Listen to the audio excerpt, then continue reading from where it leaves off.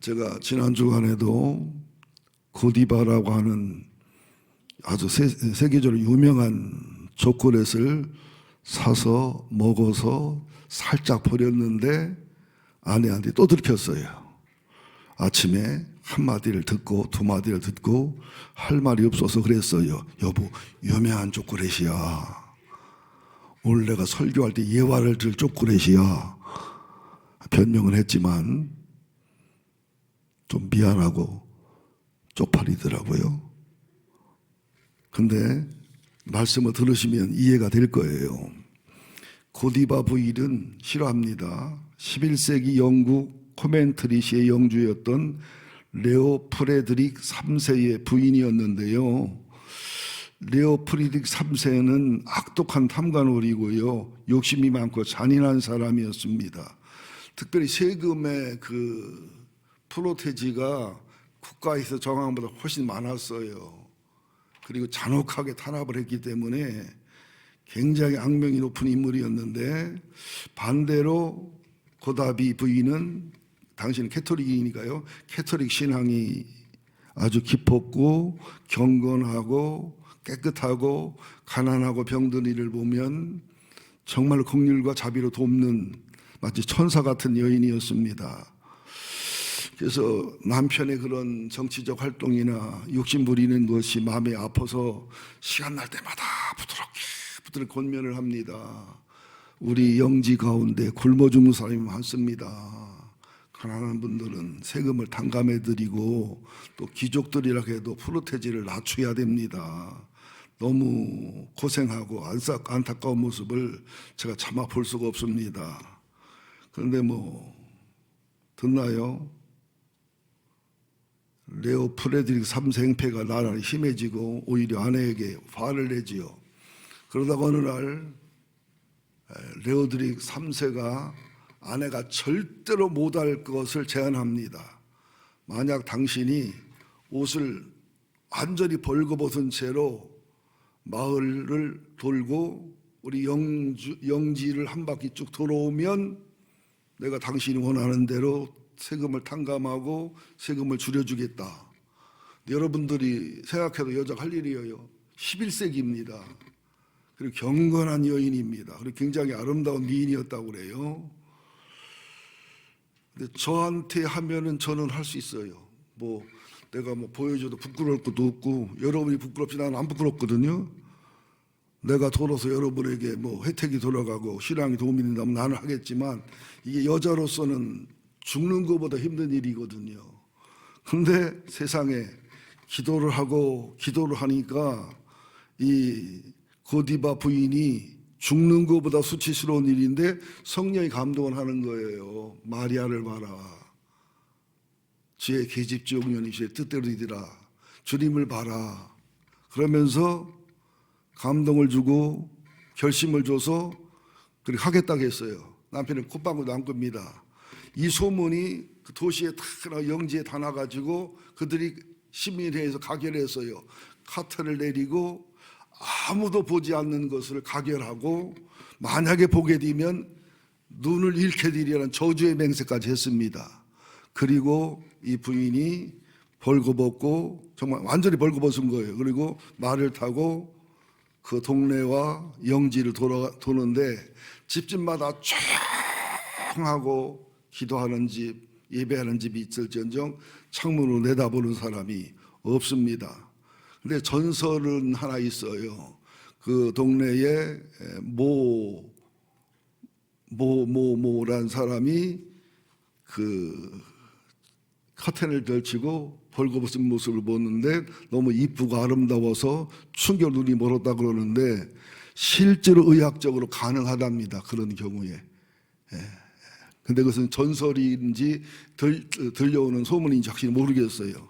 그리고 한 바퀴 돌아오니까 남편이 이게 죽는 것보다 힘들고 어려운 일을 하거든요. 아내가 웁니다. 악하고 잔인한 사람이 울면서 바로 그날 어느 정도 이상 가난한 사람은 다 탕감을 해주고 아내가 어느 세율을 낮추고 어느덧 남자가 변하는 거예요. 자, 제가 이렇게 고디바 초콜릿을 계속 먹으려고 하는 소리가 아니라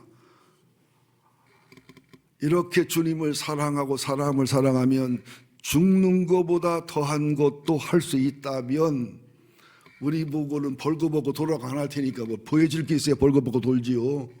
예, 안 할 테니까 이런 작은 결단과 결심으로 하나님이 기쁠 수 있다면, 교회의 덕이 될 수 있다면, 복음을 전할 수 있다면, 까치가 엄지에게 했던 것처럼 나는 네가 원하는 일이란 뭐든지 할 수 있어. 그런 결단이 있는 예배가 되기를 예수 이름으로 축원드립니다. 다윗이 성전을 짓기를 원했습니다. 하나님 말씀합니다. 나를 성전 안에다 가둘 수가 있겠느냐? 성전보다 내가 얼마나 귀하냐? 내가 너희들에게 성전 지어달라고 하더냐? 나는 깜깜한 곳에 있는 것을 좋아한다는 거예요. 하나님이 영이 어두워서 깜깜한 데를 좋아하는 게 아니라 하나님의 영광과 하나님의 아름다운 속성이 드러나면 사람이 죽어요. 감당할 수 없기 때문에 어쩔 수 없이 자기를 동진화강을 시켜서 숨어있는 하나님인데, 그러나 다윗의 그 중심은 아주 사랑하고 기뻐하십니다. 그래서 다윗은 전쟁을 많이 해서 피가 손에 많이 묻었기 때문에 평화의 왕 솔로몬을 통해서 성전을 받으시고서 이제 솔로몬이 하나님 앞에 봉헌식, 온전히 비도 없이 완전하게 봉헌식을 할 때, 헌단식을 할 때 기도의 응답과 찬송의 응답과 제사 응답이 있는, 그러니까 성전은 건물이 아니라, 예배당이란 건물이 아니라, 사람이 모인 에클레시아 교회가 아니라 건물과 믿는 사람의 모임인 교회와 하나님의 임재와 하나님의 응답과 하나님의 이름이 두는 것이 이루어질 때 바로 성전이 되는 거예요. 그래서 우리의 기도는 언제 응답받느냐? 하나님의 성전을 허락했느냐? 간단하고 쉽게 말씀을 드리려고 합니다. 우선 역대 상하라는 것은 원래는 없어요. 히브리어 원어로 보면은 역대기, 열왕기 그렇게 돼 있지 상하가 안 나눠져 있습니다. 이것은 세프와 진토라고 하는 히브리어를 헬라어로 번역할 때에 너무 내용이 길어서 상하로 나누는 것 뿐이지 원래는 상하가 아니라는 사실을 알아야 됩니다. 그래서 역대기에는 4개의 단위로 나눠져요. 이게 창조부터 회복기까지 계보, 즉 아담에서 다윗까지 족보와 바벨론 포로에서 돌아왔던 자들의 명단, 역대상 1장 9장이지요. 이게 1섹션이에요. 1단원. 그 다음에 2번은 사울의 죽음과 다윗의 통치까지가 역대상 10장에서 29장까지지요. 그 다음에 오늘 우리가 보고 있는 이 부분이 바로 세 번째인데, 솔로몬의 통치, 이스라엘 왕국의 분열과 남쪽 유다의 왕국의 역사와 그것의 멸망과 바벨론에서 포로 생활을 하는 유다 백성들, 그러면 기환을 허락하는 고레스, 이게 10장, 36장, 역대하 이렇게 나눠지는데, 세 번째 섹션, 세 번째 파트, 솔로몬의 성전 봉헌과 하나님의 기도 응답과 성령의 불의 임함과 이 부분을 말씀드린다는 것을 참조로 말씀드릴게요. 자, 그러면 왜 하나님을 성전 안에 가둘 수가 없어요, 절대로. 하나님이 성전보다 소중해요. 그럼에도 불구하고 왜 하나님은 성전을 허락하셨고 성전에 임재했느냐? 참 우리가 이걸 믿어야 됩니다. 하나님은 자기 영광을 얘기하지만 하나님의 영광이 될 때 우리의 영혼에 유익하고 삶에 유익하고 영혼이 우리에게 복이 되기 때문에 하나님 영광을 위해 살으라는 거예요. 또 하나님은 시기하는 분이라 나 말고 세상을 살아가면 시기에 질투하는 것도 시기심이 많아 질투심이 많아서가 아니라 하나님 중심으로 하나님만을 사랑하는 삶을 살아갈 때 진짜 나를 사랑하는 것이고 내가 유익하기 때문에 시기하고 질투하는 것이지 그 속이 좁아 질투하는 건 아니십니다. 이걸 알아야 돼요. 그래서 주일날 11조 모든 것이 안전장치고 복을 주기 위한 장치고 창조 원리에 맞는 그 원리이기 때문에 강조한다는 것을 아셔야 돼요. 하나님을 버리고 십자가에 죽을 먹으리 사랑했는데 자기 이익 챙기자고 그러시겠어요? 이게 믿어져야 됩니다. 저는 100% 믿어집니다. 하나님의 사랑과 진심이. 자, 그래서 하나님이 왜 성전 건축을 구태 허락하시고 받으셨느냐? 우선 성경을 찾아보자고요. 역대하 6장 1절에 보면 역대하 6장 1절입니다. 천천히 읽읍시다. 그때에 솔로몬이 이르되 여호와께서 캄캄한 데 계시다 말씀하셨사오나 내가 주를 위하여 거하실 성전을 건축하였사오니 주께서 영원히 계실 처소로소이다. 그러니까 하나님은 캄캄한 데 계시겠다는 게 뭐냐면 어떤 성전이고 나를 감당할 성전은 없다. 어떤 성전을 져도 나는 내가 귀하고 소중하다. 그러나 너희들이 보이는 것에 매이고 보이는 것이 아니면 못 믿는 그런 연약함 때문에 내가 성전을 건축하게 허락해서 그 성전에 임재하고 성령의 내 이름을 두고 또 안식일을 기록해서 너희들이 하나님에게 하루를 쉬고 하나님께 예배하는 날을 보호하고 11조를 둬서 하나님 것임을 알게 하는 안전장치를 두겠다, 이런 뜻이지 하나님이 성전이 필요한 분이 아닙니다. 하나님은 생각해 보세요. 하나님이 성전이라고 그 성전에 가둘 수 있어요? 근데 로마의 베드로 성전에 가면요, 와, 들어가는 순간 하나님이 충만할 것 같아. 건물로 이것은 절대 주님의 뜻이 아닙니다.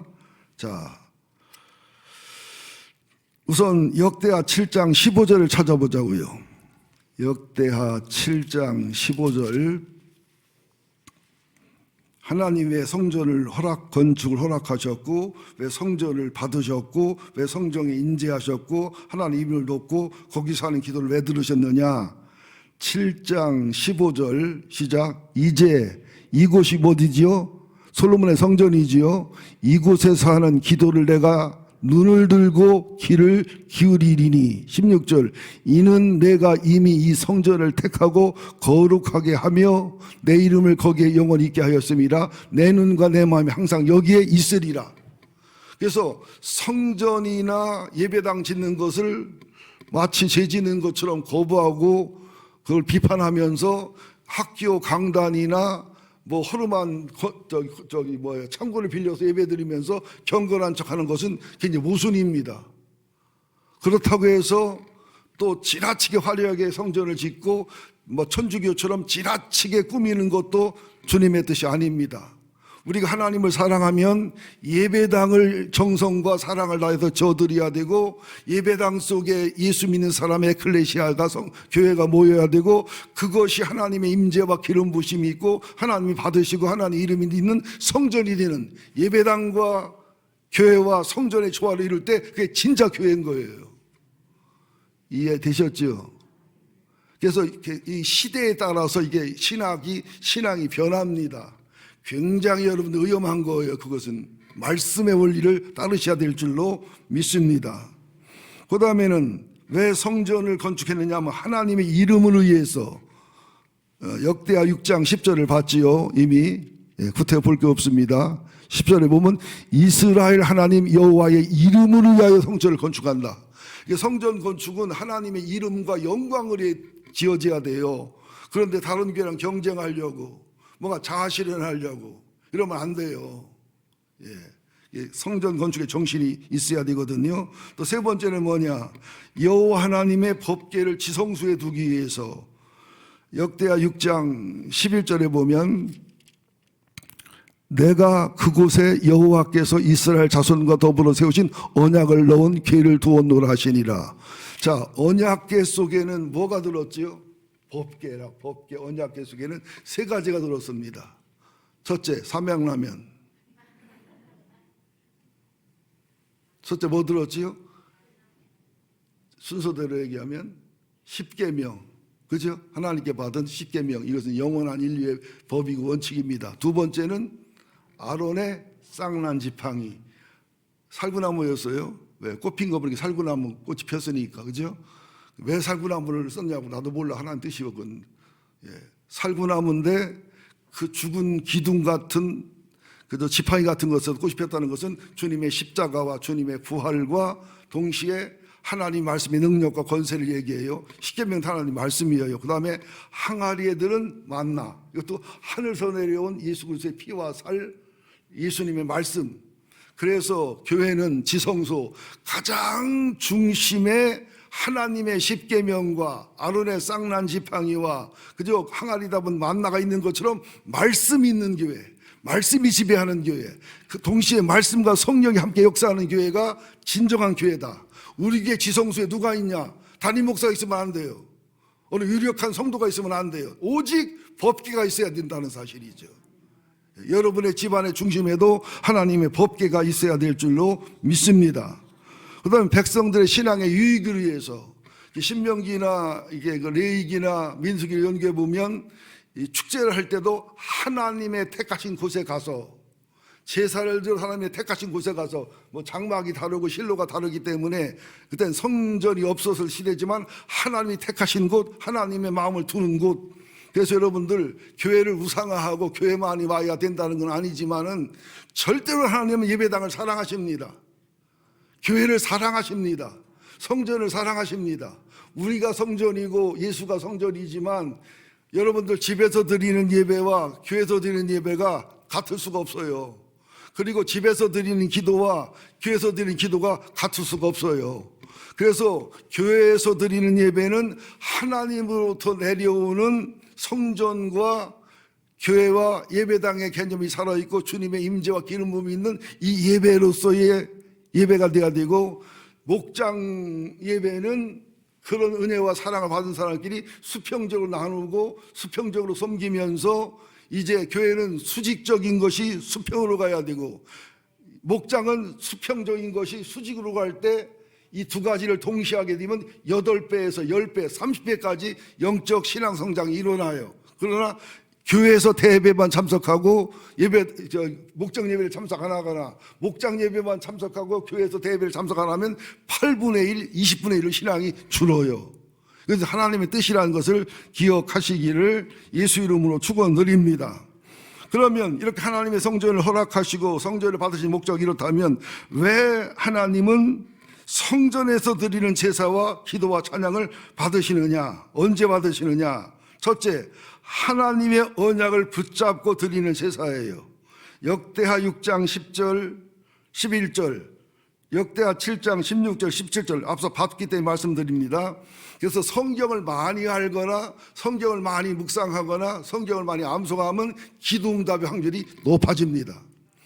재판할 때도 모든 법을 자유롭게 인용하고 또 대법원의 판례를 정확하게 인용하면은 그 변호사나 검사가 이겨요. 우리도 교회 질 때에 이게 종교 부지가 아니고 공장 부지로 나왔다고 해서 용인시로부터 못 짓는다고 땅을 팔아가는 기가 막힌 공문서가 날라왔어요. 그때 하늘이 무너지고 땅이 꺼지는 듯한 힘든 어려움이 있었는데 세상에 하나님은 곳곳에 하나님의 사람을 숨겨놨어요. 용인시 시청에서 누군지는 모르겠는데 전화가 왔어요. 저한테. 목사님 이런 공문 가셨지요? 예, 그대로 계시면 그 교회 못 져요. 싸게 파셔야 돼요. 근데 저한테 전화 왔다고 하시면 안 돼요. 저 죽어요. 그러면서 용인시 규례 몇 장 몇 절을 찾아보라는 거야. 그럼 거기에 종교부지로 종교대 그 종교재단에 들어있거나 문화공부에 등록되어 있거나 목사가 문화부 등록된 정식적인 목사인 경우에는 가능하다는 기절이 있을 테니까 보내가. 딱 그게 나오는 거야. 그래가지고 그 다음에 그걸 들고서 갔더니 두 말도 안 해. 반말도 안 해. 그냥 그대로 허가 나온 거예요. 여러분, 하나님 앞에는요, 약속했잖아요. 여러분, 디미는 기도하시기 바랍니다. 히스기야가 아수르에게 망해서 죽을 지경이 됐을 때 삽사개, 이름도 더러워, 삽살개인가, 하나님을 욕하고 저주하고 막 하나님을 비난하는 편지를 보냈을 때 히스기야가 얼마나 약어요. 혼자 가면 안 되니까 이사야 선지자는 이미 이사야서 6장을 또 하나님을 만나고 체험한 영적인 사람이니까 그를 대동해서 가면서 그에게 눈물을 호소하면서 편지를 하나님 앞에 갖다 펴놨어. 이거 랍사게가 보낸 아수르 왕이 보낸 편지예요. 하나님 보세요. 이렇게 하나님을 욕하고 비웃고 조롱했어요. 그래서 하나님이 하룻밤 사이에 18명 5천 명을 싹 죽게 하시고 만다 뒤지게 하시고 하면 안 되죠. 말이 흠하죠. 죽게 하고 창피하고 부끄러운 마음으로 아수르 니느웨에 돌아갔다가 자기 신 니룩스에게 제사하다가 아들들에게 암살당하고 다른 아들이 왕이 되고 이런 현상이 일어났어요. 여러분들, 하나님의 이름이 계시고 성령이 임재하는 성전에서 믿는 에클레시아가 모여서 그 예배당 안에서 드리는 기도와 제사를 하나님은 절대로 멸시하지 않으신다는 사실을 기억하셔야 돼요. 우리들에게 이런 예배당이 있다는 게 굉장히 축복이에요. 또 예배당 공간이 많이 있다는 것도 축복이고, 그래서 이자 내는 것만큼 월세 내고 산다고 생각하면 돼요. 자, 그러면서 다니엘서 6장 한번 찾아보실래요? 다니엘서 6장, 이걸 실천한 분입니다. 다니엘서 6장 1243쪽입니다. 페이지 수로 찾는 게 빠르죠. 구약성경 1243쪽 다니엘서 6장 1절 2절을 보면 다리오가 자기 뜻대로 고관 120명을 세워 전국을 통치하게 하고 또 그 위에 총리 셋을 두었으니 다니엘이 그 중에 하나라. 이는 고관들로 총리에게 자기의 직무를 보고하게 하여 왕에게 손해없게 하려 함이다. 그러니까 이게 다리오가 누구냐면 그 아수르를 망하게 하고 바벨론을 망하게 하면서 이제 메대와 파사라는 작은 도시 국가가 연합이 돼서 바벨론을 무너뜨렸는데 초대왕 다리오입니다. 그러다가 이제 족한지 그 아마 고레스가 그 다리오의 고무분지 정확한 역사적 기록은 없어요. 그런데 다리오가 자기 조카를 자기 이제 그 초조카를 알아보고서 그에게 물려줘서 이게 페르시아 왕국으로 된 건데 그 중에 초대왕 다리오 때 얘기입니다. 다리오가 요셉을 총리 중에 수석 총리를 세웠는데 이 다른 총리들이나 다른 방백들을 많이 있겠어요. 유대인이 총리가 됐으니, 그것도 수석이 됐으니, 그죠? 그러니까 다니엘을 어떻게든지 올고서 죽이려고 하는데 틈이 없어요. 흠이 없어요. 그러니까 방법은 하나밖에 없다 해서 하나님께 예배하거나 하나님께 예배하는 자는, 기도하는 자는 사자굴에 넣자고 하는 법을 만들었어요. 근데 다리오는 이때 이 신하들이 다니엘을 겨냥한다는 걸 저는 몰랐어요. 왕 외에 어떤 신에게 기도하거나 예배하는 것은 반역과 같은 것이니 사자굴에 넣자 사인을 했어요. 그리고 가만히 생각해보고 곰곰이 생각해보니까 이건 다니엘을 잡으려고 한 거거든요. 근데 이걸 일단 도장을 찍었으니 바꿀 수도 없잖아요. 고민을 하는데 이제 다니엘이 하루에 3번씩 창문을 열고서 예루살렘 쪽을 향해서 약속했잖아요. 성전에서 기도하거나 예루살렘을 향해 기도하는 것을 듣겠다. 이것은 미신이 아닙니다. 하나님의 이름이 있는 성전, 하나님이 있는 성전을 향한 것, 이런 기도가 중요한 의미가 있다는 말이죠. 그런데 10절을 봅시다. 다니엘서 6장 10절 시작. 다니엘이 이 조서에 왕의 도장이 찍힌 것을 알고도, 이게 중요해요. 알고도 자기 집에 돌아가서는 의방에 올라가 예루살렘으로 향한 창문을 열고 전에 하던 대로 하루 3번씩 무릎을 꿇고 기도하며 그의 하나님께 감사하였더라. 우리 같으면 그냥 몇 달 기도 쉬면 되잖아요. 그죠? 우리 어머니는 그런데 순교 안 한대. 일단 안 믿는다 했다가 나중에 믿으면 됐지. 근데 그거 안 맞는 소리거든요. 그러니까 창문을 닫고서 기도하는지, 아주 죽기를 각오하고 이렇게 하는 거예요. 그러니까 뭐 정적들이 내피수나요? 고소해서 고발해서 서류 만들어 하니까 왕도 어쩔 수 없지요. 왕도 꼼짝 못 하니까 왕이 사자굴 속에다가 다니엘을 집어넣으면서 울면서 집어넣습니다. 그러면서 이거 살 이유가 없지요. 살 가망이 없으니까 하나님이 널 지켜주기를 원한다고 하면서 밤을 꽉 새고 근심을 합니다. 아침에 가서 새벽에 가서 부르니까 다니엘이 왕은 만수무강하옵소서, 저는 편안합니다. 밤새 하나님이 사자 입을 막으시고 사자를 하나님이 지키셔서 함께 따뜻하게 지내고 서로 기대고 자고 상하지 않았습니다. 근데 그건 다니엘 얘기지 사자 입장에서는 열흘이나 보름 굶기고서 사람을 집어넣거든요. 여러분 열흘 굶었는데 한 5만 원짜리 도시락이 왔는데 입이 안 열려 못 먹으면 성질 안 나. 그죠? 한 열흘 굶었는데 피자가 배달 왔는데 입이 안 떨어져. 입이 안 열려. 보고서 못 먹어. 화 많이 나지요. 그리고 다니엘이 나왔어요.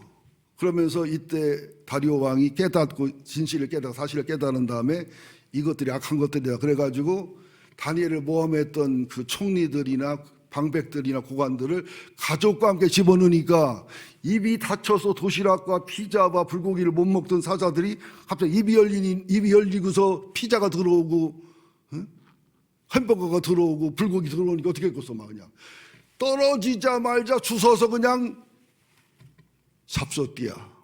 쿠팡 이치에서 온 거예요. 그게 배달이. 이 말을 왜 하느냐면 여러분들이 바쁘고 피곤하고 고단하신 거 이해하지요. 우리 교회 교인처럼 순수하고 착하고 성실한 사람 없지요. 근데 새벽에 여러분 기도하러 오면 사자가 물지요. 수요일날 예배 올라가면 불독이 물지요. 와서 예배 드리면 벌금이 50만 원씩 나오지요. 얼마나 힘들고 어렵고 피곤하시지만 코로나가 극성을 부리지만 교회에 예배 드리면서 코로나 옮긴 기억은 하나도 없어요. 오미크론인지 6미크론인지가 와도요. 독한 감기다 생각하시면 돼요. 전염이 잘 되는 감기다 생각하시면 되시지 우리가 마스크 쓰고 조심하고 다 해야 되지만 너무 두려움에 떨거나 신앙에 의축되면 안 된다는 사실을 말씀드리려 하는 거예요. 아니 교회는 못 오는데 왜 제주도 오는가? 제주도 갈 때 보니까 1미터씩 떠서 이렇게 자리를 띄워서 티켓팅을 하라고 그러더니 비행기를 타니까 마스크는 썼지만 닭장이에요. 닭장. 이런 모습은 어디 있어요? 또 예배당에서는 밥도 못 먹게 해. 밥 먹으면 큰일 나. 그런데 식당에 가면은 여러분 보시고 아시고 느끼고 다 하잖아요. 예, 여러분 이런 시대에 정말로 하나님이 택하신 성전에서 하나님의 이름이 있는 교회에서 하나님의 이름으로 모인 예배당에서 정말로 우리가 기도하고 찬송하고 예배에서 언약을 붙잡고 기도 응답받는 하나님께 찬송과 기도가 상달되는 하나님의 성전을 향해 드린 기도를 받으시는 이 하나님을 경험하고 체험하셔서 거룩한 부흥이 가슴 속에 가정 속에 교회 속에 먼저 이루어질 수 있기를 예수 이름으로 축원드립니다. 마태복음 21장 13절 뭐라고 말합니까? 내 집은 기도하는 집이다. 이사야 62장 11절 인용한 거예요. 근데 내 집을 왜 강도의 소굴을 만드냐? 에레미야 7장 11절을 강조한 거예요. 하나님의 집은 무슨 집이에요? 기도하는 집이에요. 하나님의 성전은 뭐 하는 것이에요? 예배하는 것이에요. 하나님의 예배당은 뭐 하는 것이에요? 하나님의 영광 돌리는 것이에요. 하나님의 교회는 뭐 하는 것이에요? 모여서 예배하며 교제하며 사랑을 나누는 것이에요. 이 본질의 정신을 잊지 마시기를 예수 이름으로 축원드립니다. 그러면서 이제는 이게 1번 대지고 2번 대지 이게 굉장히 중요합니다. 이런 교회라면 이런 예배당이라면 이런 성전이라면 우리가 정상적인 기도와 찬양과 예배를 드리면 하나님은 100% 응답하게 되어 있습니다. 이 말을 믿으십시오. 자, 한번 찾아봅시다. 역대하 7장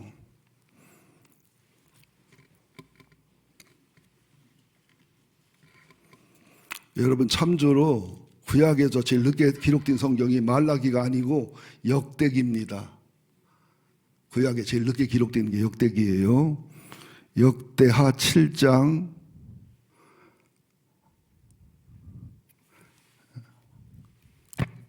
1절 3절 시작.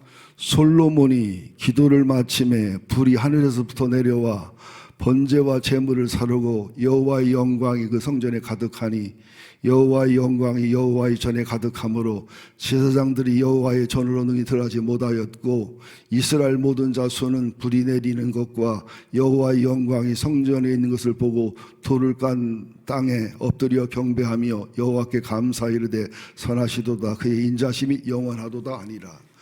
하나님 우리 기도를 들으시거나 우리 예배를 받으시거나 우리 찬양을 받으시거나 우리의 모든 교회에서 드리는 하나님의 영광을 받으시면은 반드시 비둘기 같은 성령이 오든 불 같은 성령이 오든 어떤 응답이 오는데, 예를 들어 말하면 사도행전 2장에서는 성령이 불같이 임하면서 혀가 갈라지면서 방언하고 통역하고 예언하면서 이런 굉장히 강력한 강림이 임하기도 하지요. 또 이사야서 6장에 보면은 이사야가 우시아 왕이 죽던 해, 우시아가 막 4천쯤 되고요, 굉장히 의대한 왕이 죽었기 때문에 낙심하고 절망할 상황인데 하나님이 천상 예배를 보여주시면서 왜 죽고 썩는 왕을 의지하냐, 나를 의지하라는 사인으로 엄청난 영광과 존귀 속에 들어가서 이사야가 죽게 됐다고 한탄합니다. 하나님을 그렇게 만나면 보통 사람이 죽거든요. 그때 하나님이 제단 숯불에 입술을 지지면서 재혼신을 시킵니다. 다시 말합니다. 이사야 1장부터 6장까지 이사야의 사역은 자기의 자아와 자기 힘으로 했던 것이고, 이사야 6장을 지나 7장부터는 하나님의 임재와 성령의 기름 부음 한 거라 달라요, 사역의 질이. 여러분 믿습니까? 다메섹 도상에서도 바울에게 나타난 예수의 불, 성령 하나님의 불도요, 다윗이 100을 경험했다면 주변 사람은 10을 20을 경험했어요. 거기서 다윗의 눈이 불타고 입술이 불타면서 완전히 하나님을 체험하면서 하나님이 예수님이라는 사실, 예수가 하나님이라는 사실, 그런데 하나님을 사랑해서 하나님을 핍박하고 하나님을 사랑해서 하나님을 미워한 자신을 발견하면서 얼마나 충격을 받았겠냐는 것이지요. 여러분, 이런 예배와 이런 응답을 여러분 경험하고 체험하게 되시기를 예수 이름으로 축원드립니다. 이게 가시적인 게 아니더라도 성령의 임재와 하나님의 영광의 임재가 임하면 여러분 말로 형용할 수 없는 압도당함을 느껴요. 그냥 이 교회가 꽉 뭔가 차 있고 성령에게 꽉 붙잡힌 바인 말로 형용할 수 없는 현상들. 저도 몇 번 그런 체험을 했어요.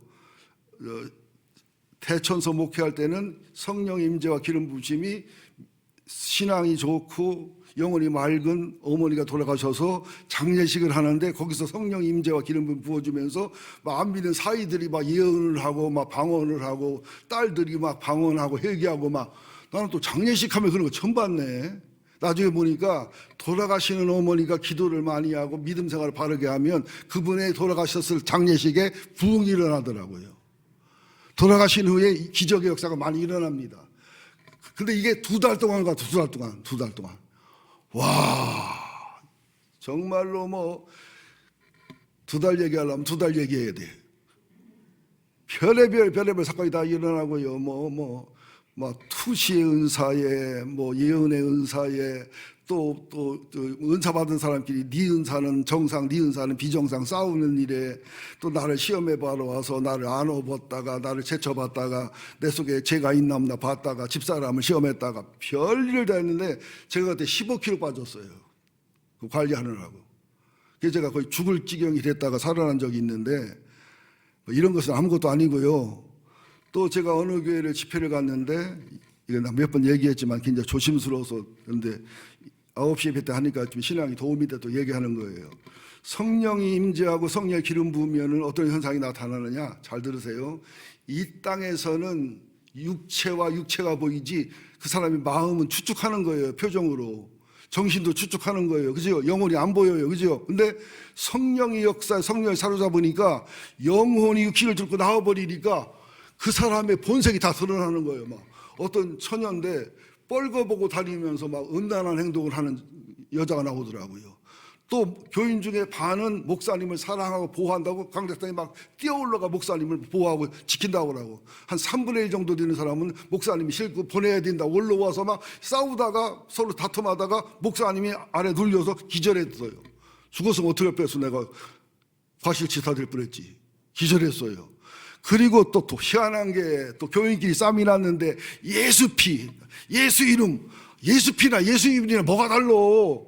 막 싸우는 거야. 막 죽자를 싸우고, 또 한쪽에서는 뭐라고 싸우더라. 성령이요, 성신이요, 성령이나 성신이나, 그런 모습이 막 하루 종일 벌어졌었어요.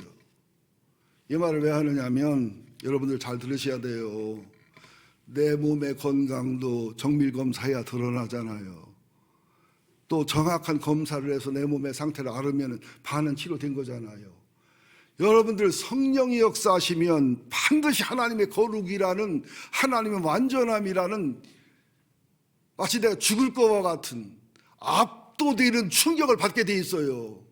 그 동시에 그 하나님 앞에 드러나는 내 모습, 심판 때 드러날 내 모습을 직면하면서 어마어마한 충격과 어마어마한 회개가 일어나면서 성령의 역사가 제대로 일어날 때, 하나님 말씀이 제대로 일어날 때, 여러분 말씀이 역사할 때는 성령이 역사하는 거예요. 성령이 역사한다는 얘기는 말씀이 함께 역사하는 것이지, 겉으로 보일 때 성령만 역사하는 것 같고 겉으로 볼 때 말씀만 역사하는 것 같아지, 그것은 우리의 눈이지 실제는 성령 역사에는 말씀이 일하는 것이고 말씀 역사에는 성령이 일하는 거예요.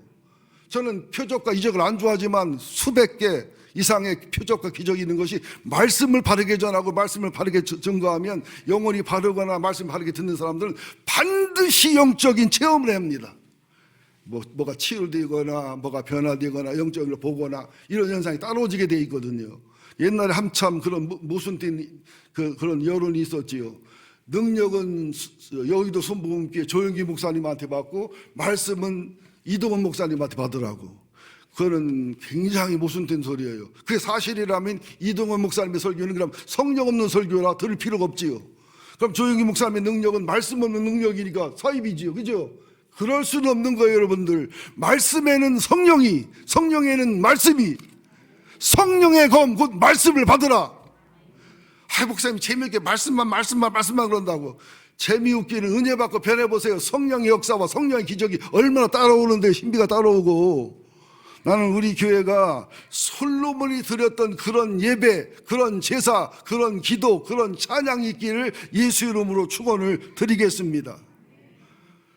굉장히 중요한 부분이에요. 근데 이때는 봉헌 예배를 드렸어요. 헌당 예배를 드린 거예요. 우리 교회는 헌당 예배를 드렸지만 일본말로 마이가리 헌당 예배거든요. 우리가 정말 진정한 헌당 예배와 봉헌 예배를 드리면서 이런 기도와 이런 예배를 드릴 때 하나님의 역사가 강력하게 일어날 확률이 훨씬 높지요. 자, 사도행전 19장에도 보면 나오지요. 아볼로가 고린도에서 복음을 전할 때 바울이 에베소에 와서 어떤 제자들을 만나 말하되, 너희들이 믿을 때 성령을 받았느냐? 우리는 성령이 있음을 듣지도 못했다. 이런 게 어디 있어요? 침례요한의 침례만 알고 회개만 알지 예수의 복음을 모르니까, 예수의 복음을 한다는 얘기는, 예수를 영접한다는 얘기는 껍데기는 영접하는 거지만 내면에는 성령이 내주해야 영접하게 돼 있단 말이죠. 이게 엉터리고 잘못된 거니까 바울이 복음을 바르게 전거하고 전파하면서 안수하니까 예수가 들어가는 동시에 성령이 내주하고, 성령이 내주하는 동시에 능력의 사람 바울이 안수하니까 막 그냥 폭발적인 성령의 역사가 일어나는 거예요. 이게 성서적입니다. 성령론의 교파마다 차이가 있는데 제 설교를 잘 들으셔야 돼요. 여러분들 중생하셨지요? 몰라요. 중학생인지 고등학생인지 몰라요. 그러면 안 돼요. 중생했지요. 성령이 내주하는 거예요. 그러면 내가 방언도 못하고 은사 없어 보여도 중생에서 예수가 믿어지고 복음이 절대 믿어지는 사람은 이 속에 성령의 시가 있기 때문에 기도하고 찬송하고 믿음으로 살아가면 용불용설이지요. 물론 진화로 쓰는 단어라 존단은 아니지만 이상하게도 사랑을 할수록 사랑이 더 커져요. 기도할수록 기도의 능력이 세져요. 축사할수록 축사의 능력이 세져요. 헌금할수록 헌금의 권세가 세지고 간증이 생겨요. 나중에 다 목숨을 걸고 기도하고 목숨을 걸고 예배하고 목숨을 걸고 헌금하고 목숨을 걸고 선교하면 거기는 100% 간증이 따라오게 돼 있어요. 나는 우리 교회가 광신작 교회가 되자는 말이 아니에요. 교회에 나는 너무 많이 와서 있는 거 싫어합니다. 직장에서 일하다가 교회 부르면 무조건 온다. 나 그거 싫어요. 허락 받고 거기 내 일 처리할 거 하고, 안 돼서 나중에 다 처리하고. 봉급은 회사에서 받고 일은 교회에서 와서 하느냐고. 그건 도둑놈이지. 몇 번 강조했습니다. 이건 굉장히 중요합니다. 그리고 회사에서 부득이해서 회사 종이를 썼으면, 페이퍼를 썼으면 교회 페이퍼를 갖다가 갚으세요. 내가 했던 얘기지만 또 해야 되겠네요. 필요한 얘기라. 어느 날 어떤 분이 한 달에 한 번이나 일주일에 한 번씩 동태를 가져오는 거 동태를 한 개짝을 어떤 데 생태를 가져와. 동태보다 생태가 반갑대. 그 다음에 생대구를 가져와. 더 반갑대. 근데 아무리 생각해도 이해가 안 가. 물어봤더니 물류센터에 근무하면서 한 짝, 두 짝 빼는 것은 표시가 안 난대야. 내가 그랬지. 작물이네, 작물. 목사를 작물의 비를 만들어요? 그렇잖아요. 여러분이나 처잡소. 그 절대로 목사한테 갖다 주는 거 아닙니다. 예? 우리들의 예배가, 우리들의 기도가, 우리들의 찬송이 성경 원리와 신앙 원리에 맞고 주님의 이름이 있고 주님의 그 임재가 있으면 그 기도와 찬양과 예배는 응답을 하나님이 하시게 돼 있고, 응답의 결론은 뭐냐면 마음의 평화, 질병의 치료, 우리들의 신비한 체험, 의로, 형용할 수 없는 하나님의 속성과 하나님 안에 있는 것과 천국에 있는 것들이 실제로 누려짐이 오게 돼 있다는 것을 믿으시란 말이에요. 우리가 원통하고 분통한 게 뭐냐? 예수 믿으면 누릴 게 너무 많은데 못 누리고 안 누리는 거예요. 하나님이 책임져 줄 게 너무 많아요. 그렇게 되면요, 하나님이 연단을 시켜서 질병이 고난이 와도 평강이 있다니까. 가난해도 평강이 있고, 질병이 있어도 평강이 있고, 공평하신 하나님을 노래하는 이 자유자가 된다는 사실을 꼭 기억하시기를 예수 이름으로 축원을 드리겠습니다. 그래서 세 번째는, 듣고 싶으세요? 세 번째도.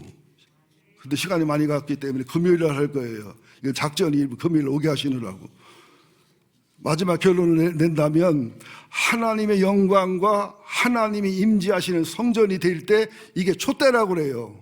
하나님의 영광과 임재가 떠나면 촛대로 옮긴 거예요. 이건 교회가 아니에요. 그거는.